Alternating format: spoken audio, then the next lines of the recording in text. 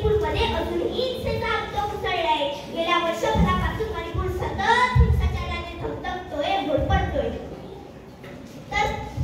तर देशात अनेक ठिकाणी बदलापूरसारख्या बाल अत्याचाराच्या घटना वारंवार घडत आहेत. तर कुठे कोलकाता डॉक्टर गँग सारख्या, तर कधी भक्षक बनून घरगुती महिलांच्या अत्याचाराचे प्रमाण भयावह वाढले आहे.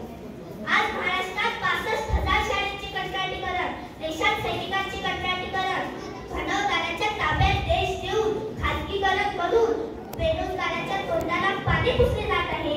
मुलींना गर्भातच मारणारे उजळ माथ्याने समाजात वावरतात. तर कृषी क्षेत्राला झटका लागल्यामुळे GDP सुद्धा 5.4 इतक्या खालच्या स्तरावर आलाय. मग या विचारपीठाला विषय मिळतो सावधान, उभ्या देशाची राख होते.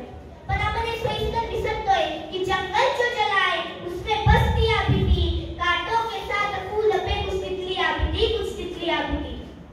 विषयाची खोलवर चिकित्सा करताना मला जाणवते की भारतात लोकशाही असूनही गल्लीपासून दिल्लीपर्यंत, चांद्यापासून बांद्यापर्यंत, तर तांड्यापासून महानगरापर्यंत आग लावणाऱ्यांच्या टोळ्याच्या टोळे उभे आहेत. ज्यामुळे उभ्या देशाची राख रांगोळी होत आहे. काय सांगू राणी मला गाव सुद्धा, अशा कवी गणेश शिंदेच्या सुंदर गावाला आज राजकारणाची कीळ लागली आहे.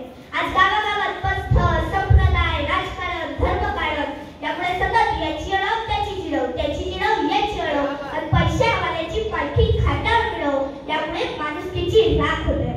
हे असंच चालू राहिलं तर महाराष्ट्राचा राजकारणात बिहार तर होतच आहे, पण भारताचा तालिबान होण्यास वेळ लागणार नाही.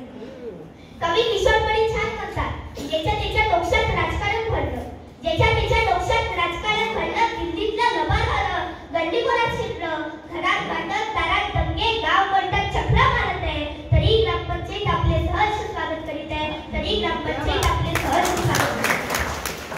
आज देश साथीच्या रोगापेक्षा जातीच्या रोगाने ग्रासलाय. कोरोनाच्या 3 लाटी आल्या गेल्या, पण देशाची राख करणारा महाविषाणू मात्र जायलाच तयार नाही.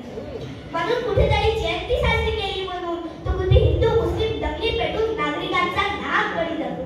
पण हे आगीचे झटके सगळ्यांनाच बसतात बरं, क्योंकि आग तो दोनों तरफ बराबर लगी हुई है. कोई इधर गिरा, कोई उधर गिरा, पण प्रत्येक वेळी माणसातील माणूस मात्र मेला, पण प्रत्येक वेळी माणसातील माणूस मात्र मेला.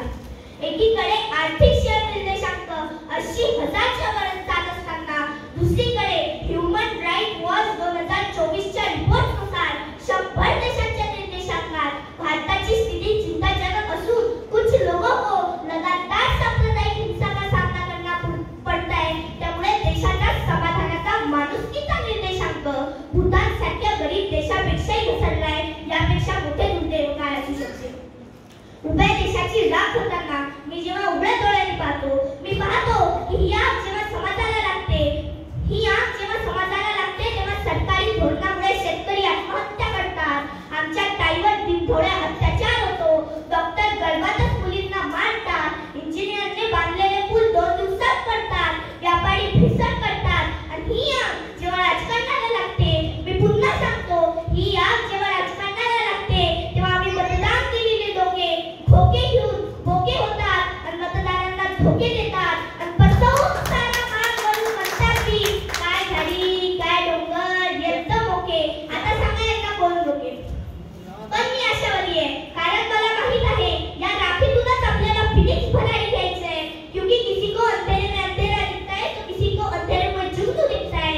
कारण मी छत्रपती शिवाजी महाराज, महात्मा ज्योतिबा फुले, डॉक्टर बाबासाहेब आंबेडकर यांच्या विचारांचा ग्राहक आहे. म्हणून सबका साथ सबका विकास हे फक्त घोषणापुरतं न राहता खऱ्या साजिश त्यांची गरज या क्षेत्रात आहे. Together you can change the